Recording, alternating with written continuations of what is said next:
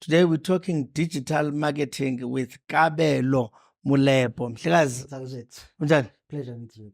You are a digital marketing specialist and consultant. Yes. The full title would be social media, digital marketing, and SEO specialist.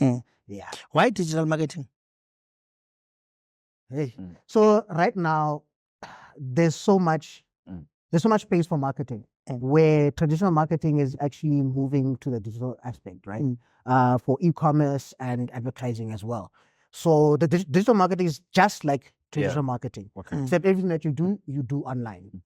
And the reason I chose a person is because how much? 42.8% of the population is online right now. Tell us, I want us to ask you, because there's a lot to cover. Yes. So from the digital, I want us to go to the other business that you're involved in, that you've done.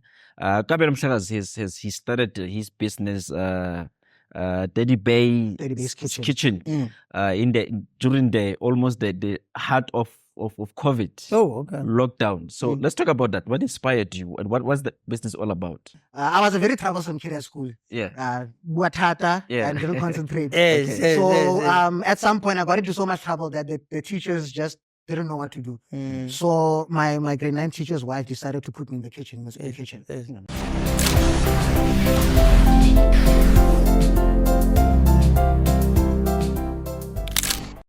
Botani, and welcome to the show. So back again, once again, shedding light on one interesting aspect about life. Today we're talking digital marketing with Kabelo, Molepo. Mhlekazi. That was it. Unjani? Pleasure meeting you guys. Ubulisa unkosana apha. Angathi umvalela ngaphandle. You are a digital marketing specialist and consultant. Yes. The full title would be social media, digital marketing, and SEO specialist. Yeah, that is the full boring title. That is usually in Slay Queens, it was out there. Is that an equivalent of that, where you post everything on social media and then before you trend? Before you eat, you post. That's part of it. That's part of the aspect of the job. A lot of the times people don't realize that there's also another part behind. But the main focus is that getting content, shooting events, and editing the content and then posting it. Why digital marketing? So right now, there's so much space for marketing, where traditional marketing is actually moving to the digital aspect, right? For e-commerce and advertising as well. So the digital marketing is just like traditional marketing, except everything that you do online. And the reason I chose a person is because how much? 42.8% of the population is online right now. And it's growing by, I think, about 409,000 every year. 119 million connections, mobile connections, have been established. Data from January.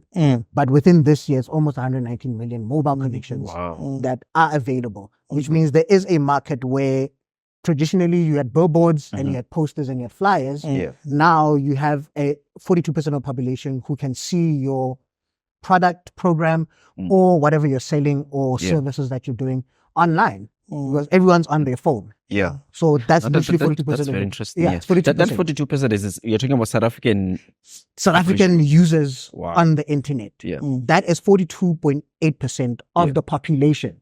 Or the current now 45 million now. That is online. 60 million, 62 million, in fact, the population.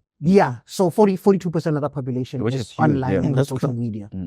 So you are the guy, and among many others, was responsible for the death of traditional media, because you go direct. I wouldn't say responsible for the death, but I'd say capitalize on the death. So look, traditional media is not completely dead. It's a demographic thing. There are people who still prefer reading newspapers. There are people who like Yanni, so he loves the feel of the newspaper. And still reading books. However, we can't also take away the fact that we are moving to digital now. You have your Kindles for people who read books. Now we went from Times Media to Times Live, which is to online. And now a lot of the newspapers are doing the same thing. So there is a market there. and the market for marketing and branding is very open there. Break it down for us. When you say digital marketing, where does it start? Where does it end? And how do the standard rules of business apply? It seems to me, it's like as long as you've taken your phone, taken a picture or a video, you are good to go. And you don't subscribe to anybody. About Sanef, I don't feature and all of that. The broadcasting licenses don't feature there. You do as you please. Your podcasters. Your podcasters, exactly. How free this, and that then speak to the credibility of the space. Right, from a professional standpoint, it starts the same. I don't know if you guys know anything about communications. Yes. It's the same principle. You start with strategizing a marketing campaign. You build from the marketing campaign. You collect the content. You edit the content. You create copy. Everything that you have to do in traditional marketing sense, where you have to check on your grammar, you have to check on safety, you have to check on everything that will make sure the content is legal, the content is also friendly, and is within the bounds of marketing. It's the same exact principle, except you take it to digital. Okay. For me personally, what I do once I have a client, I sit with you, I come spend time with you at your business, I spend time with you with your employees, see what you're doing.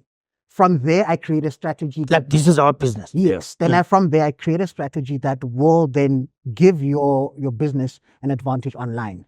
From there, I take that strategy and see how it plays online as well. For example, SEO.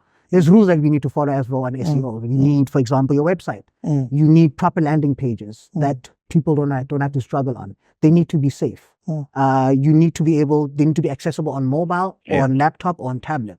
So the same standards, some of the similar standards that you would have in communications are there. You just then take the guise of social media and digital. From all of that, I then look at a budget, because that's one thing that people don't really understand about digital marketing. The same way as marketing and branding and communications, you require a budget. For example, Google offers you a Google My Business page that is free. However, for your results to get to the top of the page when someone is searching, there are bidding fees that are applied to that.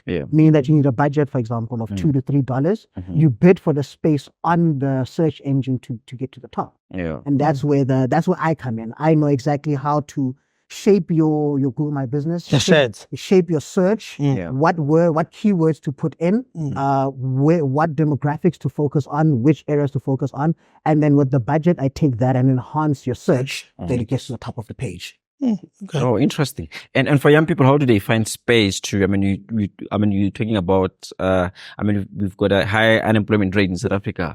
How do young people tap into that to use their phones, their internet connection to start businesses? Well, from my experience, from my perspective, I did certifications with Google. Google offers SEO, digital marketing, and social media certifications. They are free.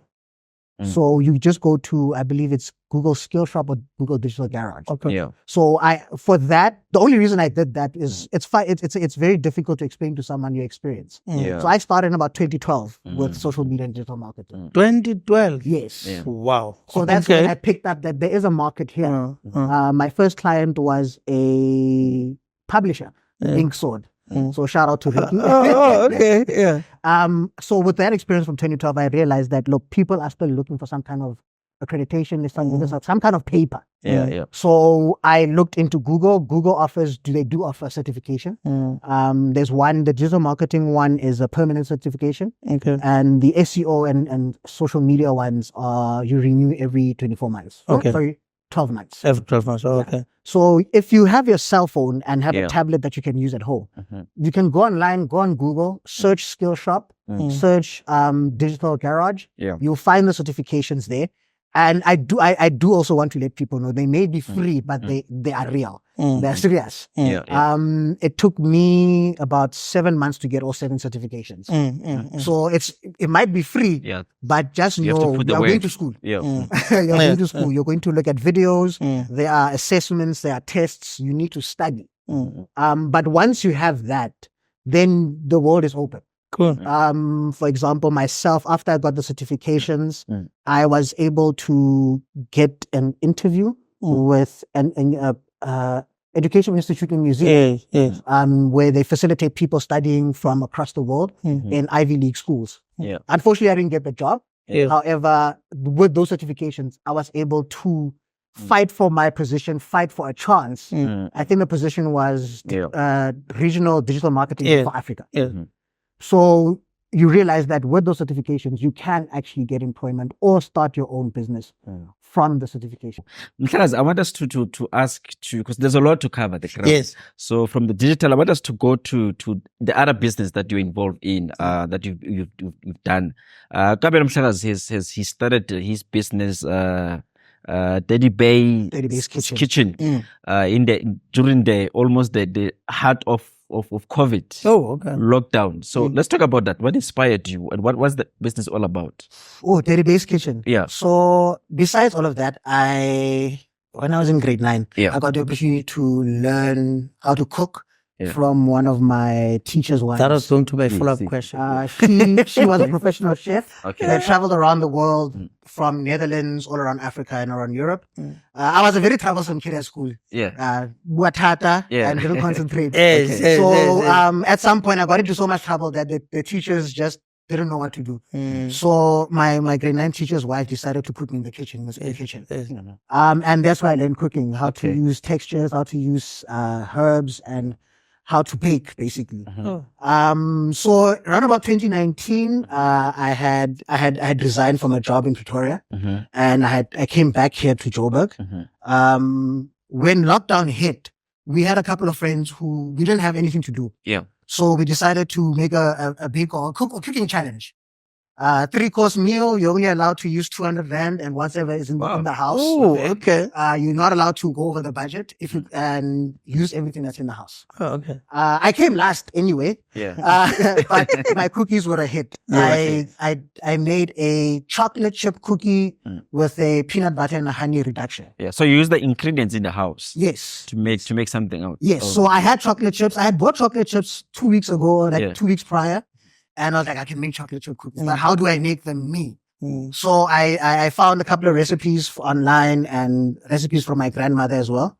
I mixed those recipes and created the chocolate chip cookie. The ones that were sold weren't that one. Because that one, I think, like I said, I put a peanut butter and honey reduction onto the cookies. Our friends were like, hey, these things are nice. What's the plan? And I think I sat down with my partner and we're like, actually, why don't you sell these? I baked a batch. We were living in Marshalltown at the time. There was a convenience store downstairs at the apartment. We luckily thank you to the convenience store owner because he didn't charge us any space for putting the cookies in. Kindness. And that was the shot we needed because we put them there. 48 hours later, the cookies were finished. Wow. He gave us the money and we sat down. We're like, Amar, there's something here. Yes. And my partner took some cookies to work. She came back with money in her hand and we realized, no, there's something that we can do here. So what we did was that we bought more ingredients. We got in touch with our friends and family, the contacts that we made. And we let them know, listen, guys, we're baking cookies now. And within, I think, a month, we were doing close to about 500 cookies, close to 1,000 cookies. And from there, it just took off. So we used our social media again, something that I had, a skill that I had that I wasn't using. We used that to start a page, Facebook, Instagram, and TikTok much later. We used the skill that I had. We used my partner's skill in PR and communications as well. Got in touch with newspapers, got in touch with TV channels, and it just took off from there. Wow. And all this from your kitchen, your house. Yes, for about 2 years, we were baking from your house, your house oven. The one that you put chicken in, and we stopped putting chicken in. Specializing cookies. So for about 1 year, 2 years, we were literally baking from the kitchen. And then I think once the traction in the media and the newspapers started getting better, we had another kind Samaritan, Vanessa. She offered us a convection oven. Okay. She had offered us also an industrial oven as well, but we were living in an apartment. The space there's no space for something like that. Also, very grateful to her because with that convection oven, we managed to literally go from 500 to 1,000 to 1,500 to 2,000 cookies and we're able to now take orders from Cape Town, take orders from the Northern. Wow. We for about a year I had no sit down. Yeah. I was baking from 6 a.m. until 6 p.m. Yeah. Jeez. So Again, how much did you make? Maybe you said this was the profit that you made, your highest profit. at the height of the business during lockdown, Yeah. we were making about 15K. Yeah. Wow. See. Wow. Yeah. Okay. So between, let's say 15K and Yeah. 60 days. From cookies. From cookies, yes. And you're doing this yourself. Yes. Do you have anybody whom you had employed at the time were helping you? It was just myself and my partner and our son sometimes, and a friend of mine Wow. who would come from Pretoria and come to Joburg for a weekend and help us do orders. But the graphics, we did all of that. Yeah. The PR, we did all of that. The label design, I designed the labels. Yeah. The style of how we did the cookie jars, it was Sport, my partner who looked into buying cookie jars and how we can put the stickers on. We're traveling. If we're baking, I'm baking. Poppy's here in town. She's looking for stickers and vinyl material. If we're traveling from here to Kimberley or wherever, we're traveling with cookies. Yeah. We're traveling with cookies. Whenever we got to Kimberley, we just let people Should have know. brought some today. The plan was to bring some. Yes. Yeah. Unfortunately, right now we live in a student area, so we had a power cut. Okay. I think I was explaining to you before we started. It takes about, before I can bake, my dough needs to be in the fridge for 48 hours. 48 hours. Yeah. So I mix and then I seal, airtight seal, put in the fridge for 48 hours, and then I bake them. Yeah. Airtight seal. So the special ingredients that you put in, Yeah, it's a mix of, like I said, one secret recipe, yeah. It's a mix of recipes from my grandmother, recipes that I learned from school, and recipes from online. So it's a mix of an American chocolate chip cookie with some South African elements. Are you looking into, of course, I don't know where the business is now, but are you looking to solidifying your supply to main stores? You know, if you have not penetrated the likes of ShopRite, Checkers, Pick and Pay, although if you have not, Woolworths, if you have not penetrated those retail stores where they are in people's eyes, you are competing against big brands. Is it something you're looking to do? We're going to Pick and Pay, we find Daddy Bay's, baker. In the beginning, yes. In the beginning, we were looking to expand and scale the business to a point where we are in stores. However, become a national brand. Yeah. However, two things happen. One, my chocolate chip supplier. We only got chocolate chip from one place in Centurion. They specifically made the chocolate with us. Okay. However, they discontinued the range. So nationally and internationally, the range was discontinued. They were making for us specifically. And your customers had now been accustomed to the that taste. chocolate chip. Yes. So now it's a matter of sourcing that same brand again. And the second thing that happened is, unfortunately, we got scammed. We had worked for 2-3 years building capital and building profit. And a very close friend to the family had come to us and told us, look, there's an opportunity to invest. Look, and obviously a family friend. It's someone that you trust. She's been in our life for years. She knows our family. So we figured it was a good idea. We took not even a majority, all of the profit that we had made for the past couple of years. We took some of our own personal money, pooled that amounts together, and we invested in this thing that wasn't really there. You want to expand on that? I think So the family friend said that she owned her family owned a bus company somewhere in Limpopo. She came with documents and everything that proved that, no, this is my family's business. You can invest, and then within a year or two, you'll be able to get your dividends or your. This is your family friend. Yes. Who says this to you. Yes. How does he or she make the proposal? At which point does she says, you know what, I've got this kind of a deal? Look, at that time, we were scaling the business. Okay. At that time, we had planned to take the profits. We were going to convert the scullery area at the house into a kitchen. We had already enrolled on Uber Eats and Mr. Delivery.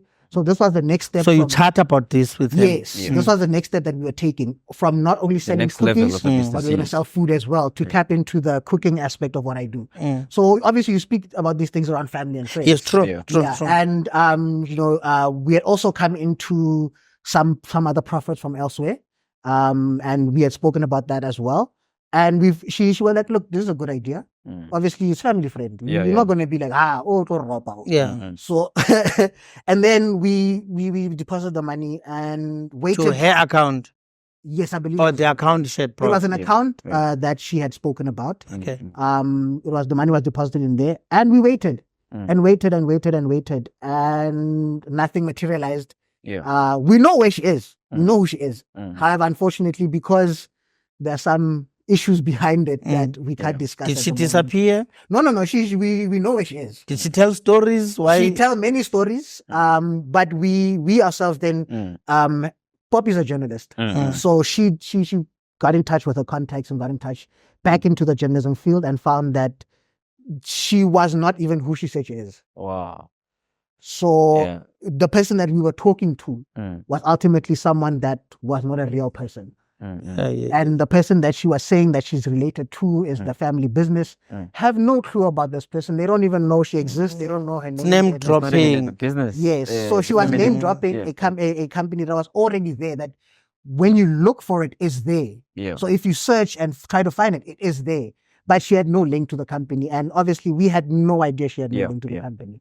And that's what I'm saying. Right now there are some things that we have set into motion to either recoup the money or I won't say justice. But just get some reclamation. Okay. Yeah. What have been, other than being scammed, you seem to have always centered your business around family, like immediate family, friends, and it always appears as if it's from nothing, it's from what you have, it's from resources already at your disposal. What are the lessons and what is your advice on any budding businessman or woman out there, is to say, when starting up a business, beware of 1, 2, 3, avoid 1, 2, 3. The biggest advice that I can give is use your family and friends. That came out wrong. Utilize Don't your use them, families okay. and friends. Your family and friends, your colleagues, your network is the most important thing when you're starting something. Onkosana kanje. These are the people that are going to buy your product first. These are the people that are going to use your service first. Utilize them. Ask. Don't be afraid to, like, don't be afraid to do that. Don't be afraid to give away some products. I mean, we were giving away cookies to people, to families and friends, so that they can give testers out. They can say this cookie is good. Always keep a lid on your money. That's the one thing that I've learned now.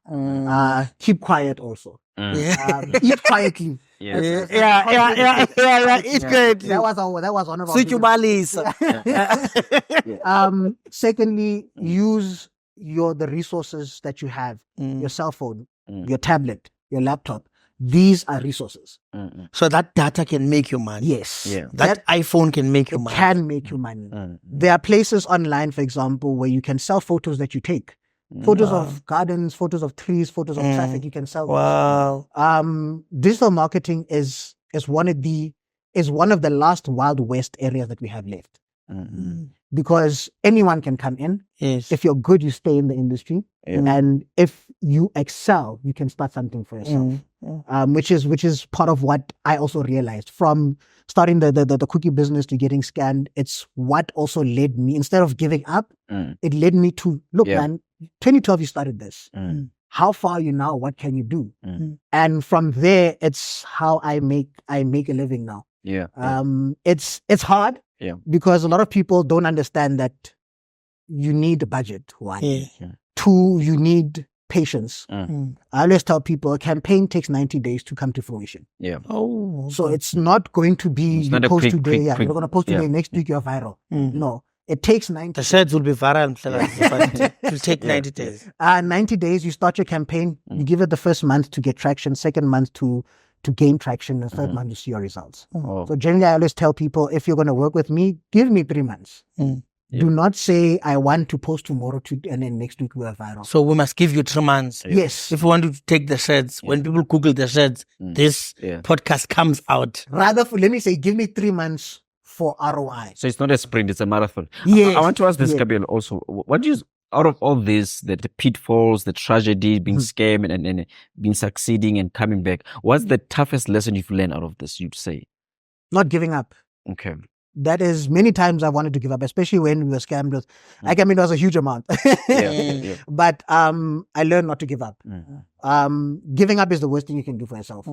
I mean, there's jokes on TikTok where someone says, be like a crackhead.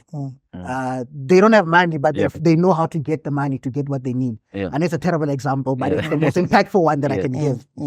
Do not give up. I learned, I think I learned of the spirit I have within myself to keep going.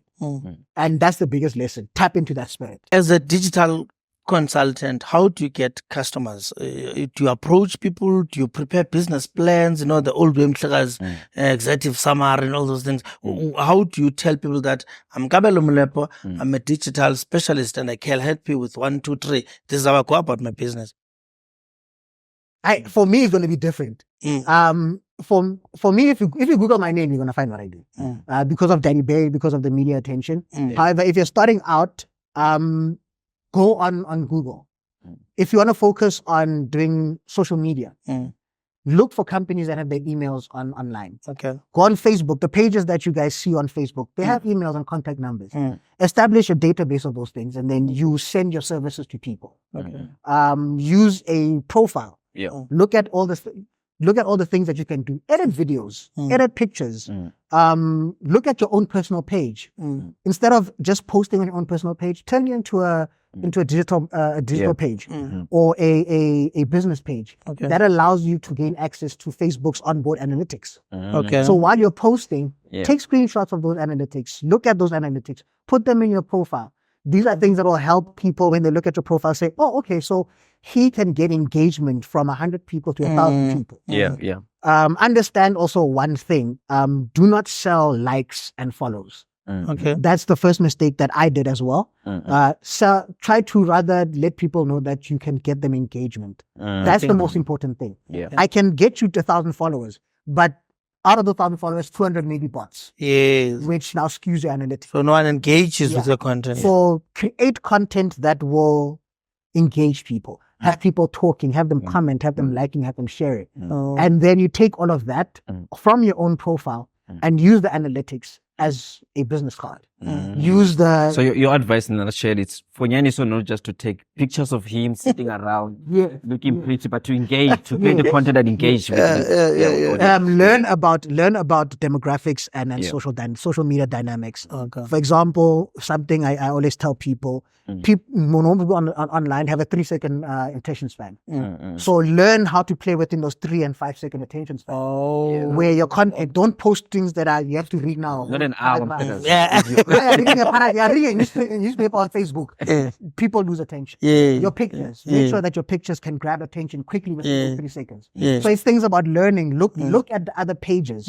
I always say if you have a page on Facebook, add other more successful pages to your page. Follow them.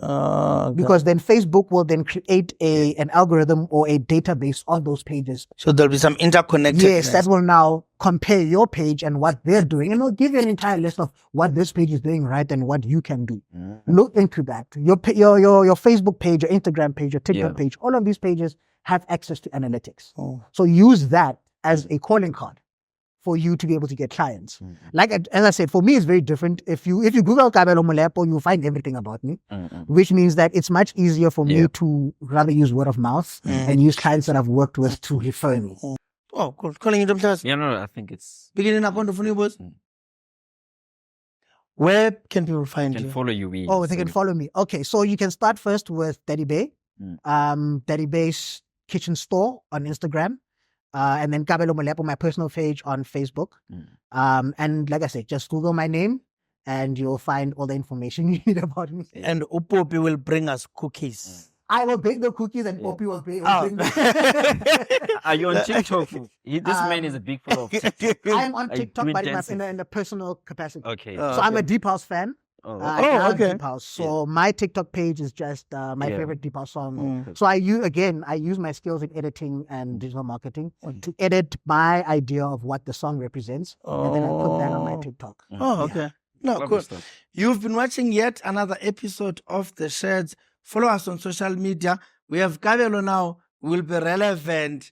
Be on the lookout for our Facebook, Twitter, Instagram. We come to you on Soweto TV at 9 o'clock every Tuesday, and on the Sheds podcast the following day on Wednesday, 12 o'clock, we drop an episode. Bye-bye.